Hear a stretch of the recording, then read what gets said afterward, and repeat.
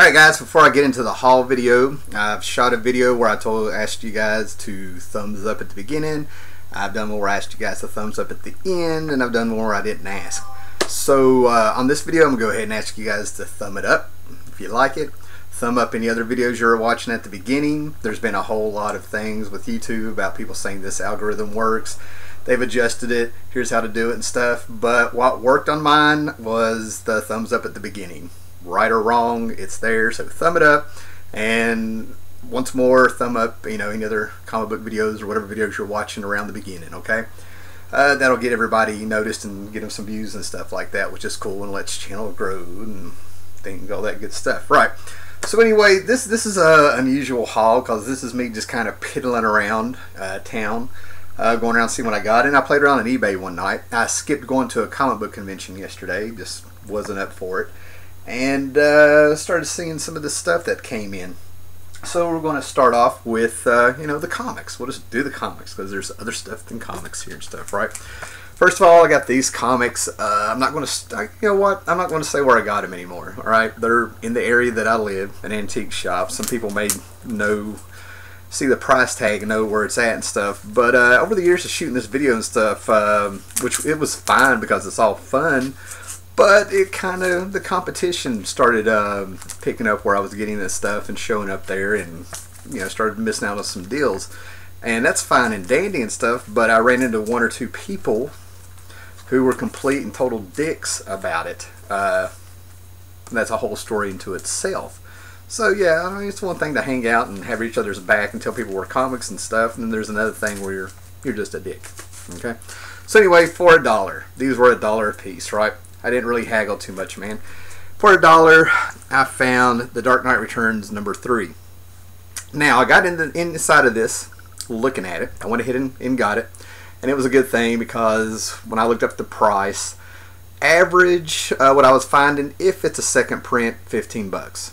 If it's a first, did I say that right? Second print, 15 bucks. If it's a first print, $30 to $35 maybe right now and stuff.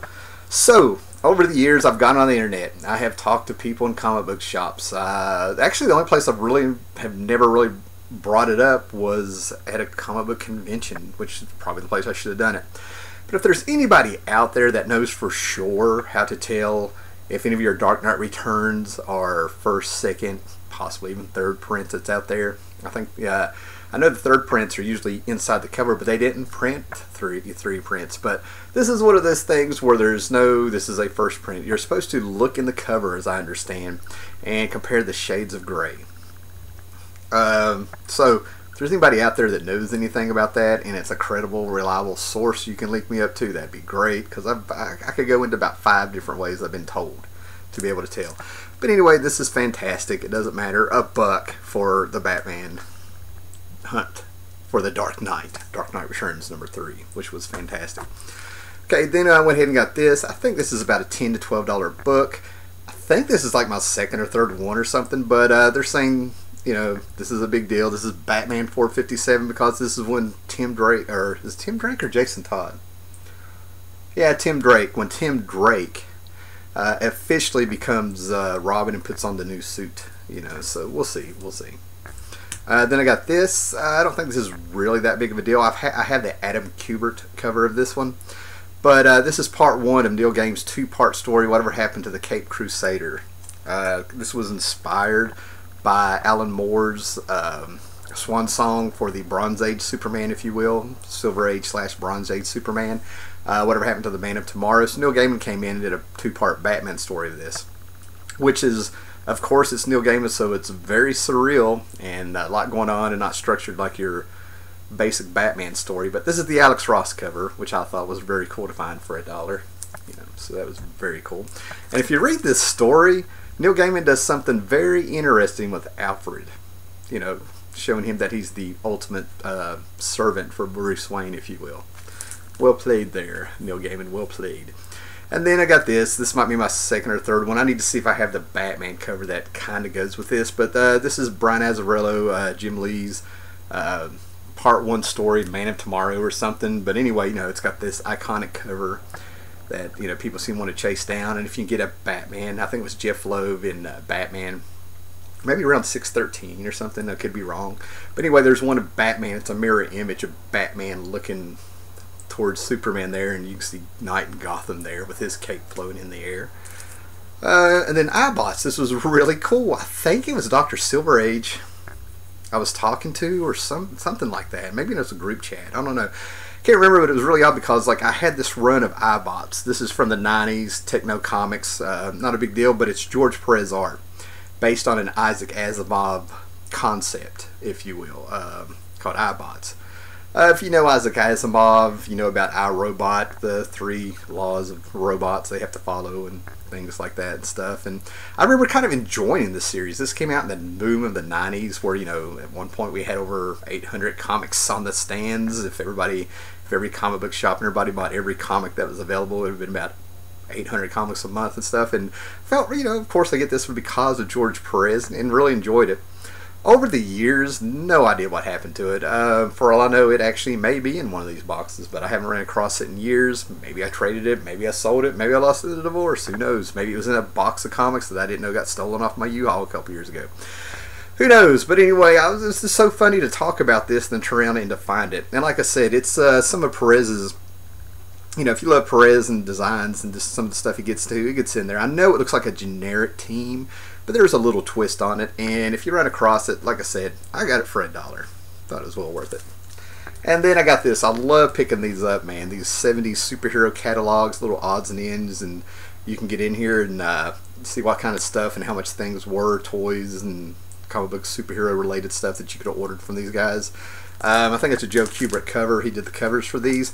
And what was really cool is I don't think it was this actual issue, you know, of this one, but there was a couple of them. And I was actually at the Knoxville Comic Con, probably around 2000 or something.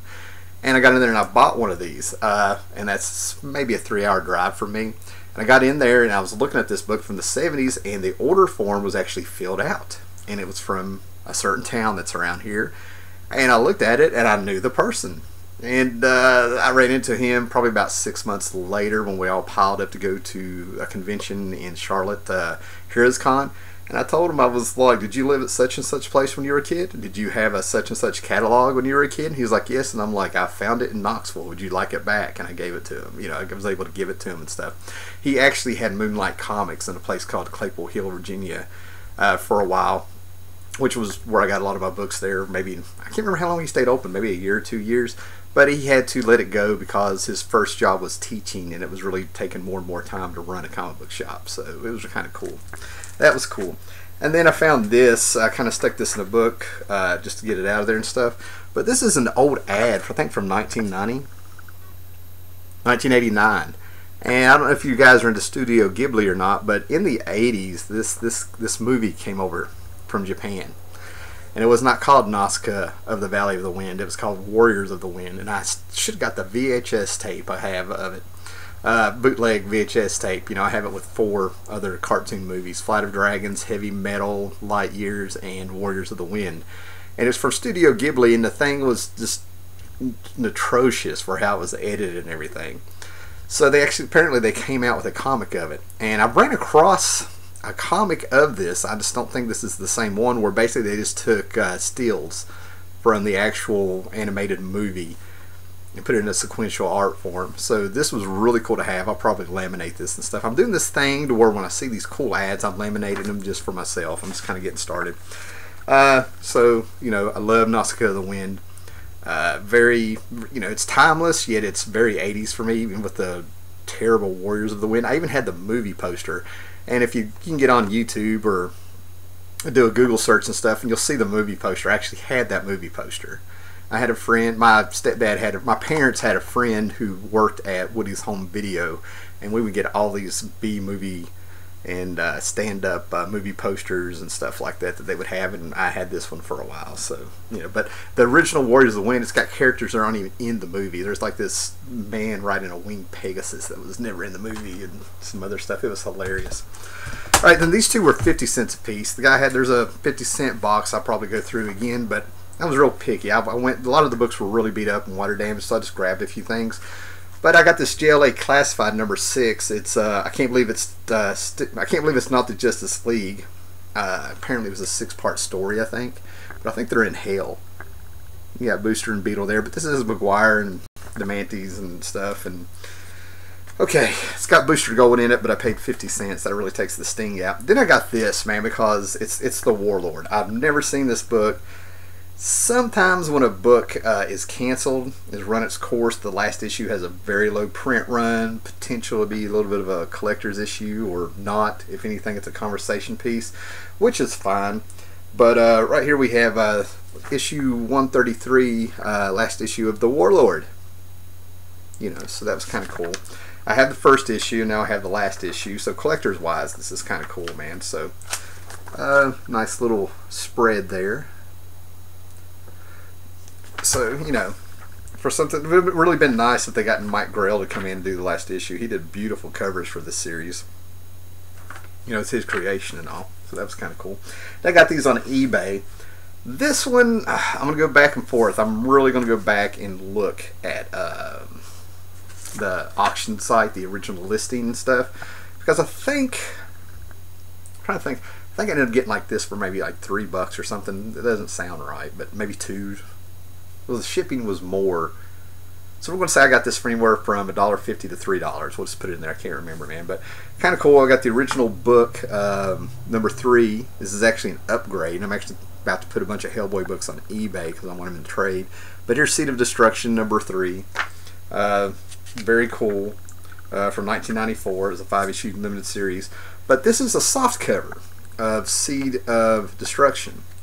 And I haven't really done anything, but the person had the picture of the book, and I thought this might have been the dust cover around it, but he used the listing that you get when you put the UPC code in it or something like that that tells what the book is.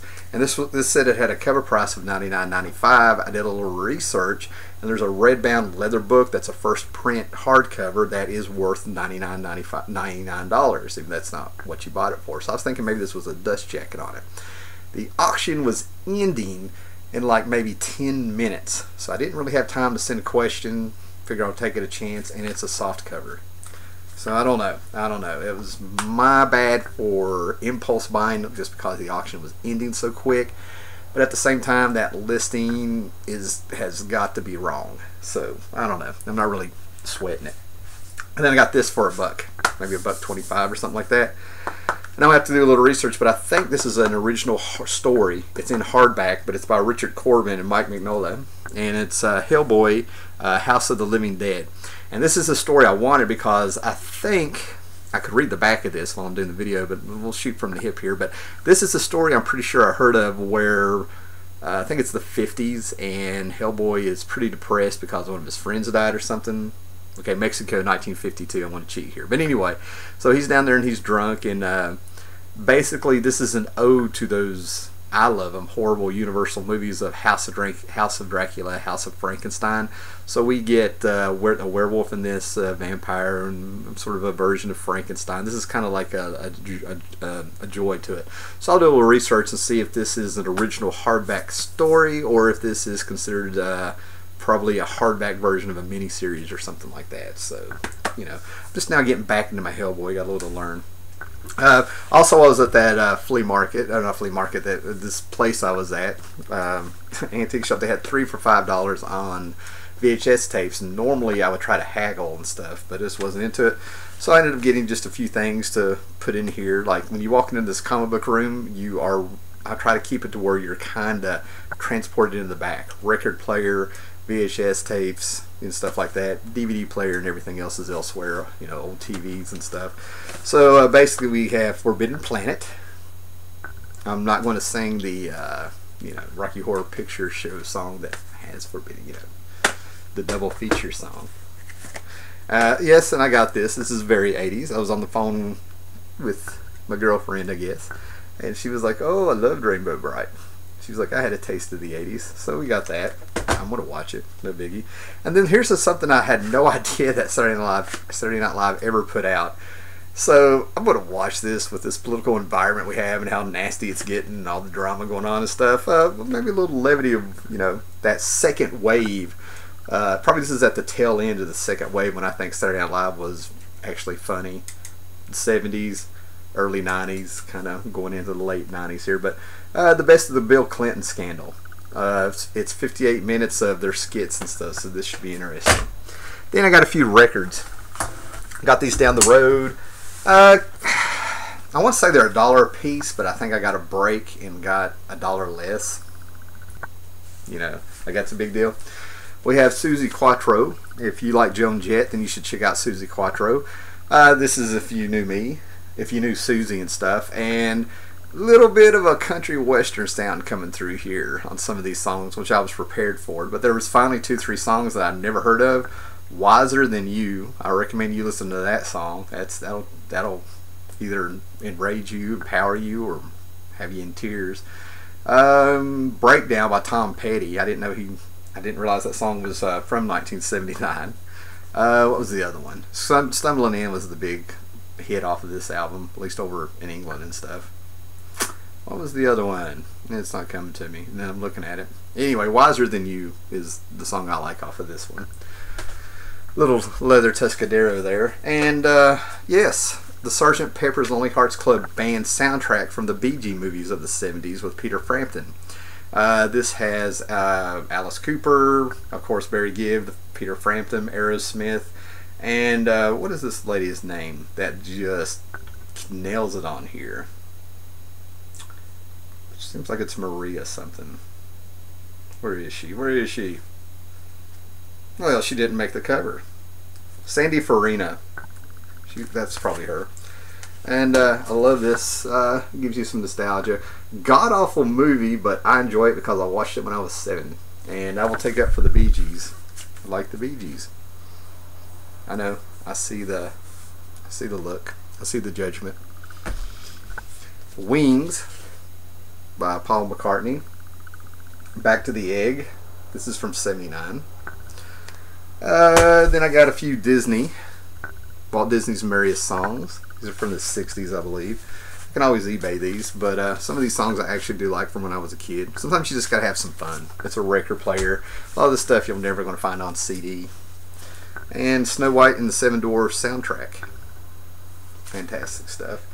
And I'm not gonna pull it out, but I got this. I already had this album, Grease double album soundtrack. But this one actually comes with the poster that's inside of it. And I think basically the poster is the back cover. But the poster was inside, and the poster is starting to split, man. But this is like 40 years old, man. Getting close to it. Okay? And then I got this just for shits and giggles because when I was a kid, I caught them in reruns, of course. And my mom loved the show and stuff. But I got the Partridge Family Christmas album. And it comes with an actual card that comes off the cover. And you actually have the Partridge Family saying Merry Christmas with their signatures on everything. So we'll save that little David Cassidy little album there for Christmas. Alright guys, I think that's it. If you didn't thumbs up it by now. Throw me some comments out there for a little bit of fun. I have a Gmart shipment, my Gmart online comic book store shipment coming, and I'm very excited about it. There's some stuff in there that I'm really excited to get, so that'll probably be my next video. They usually process shipments on Thursday, so that thing should have been mailed out Friday or Saturday. It's on ground shipping, so hopefully I'll have it by Thursday, maybe Thursday or Friday, and then that'll be the next video. Had a few requests. I actually have had one request to do the New Mutants of the 80s. I might check that out, see what I have here, see if I have enough stuff worthwhile to read into that. Great series when Bill Sinkovich came on. I don't know, maybe I'll have enough, I don't know.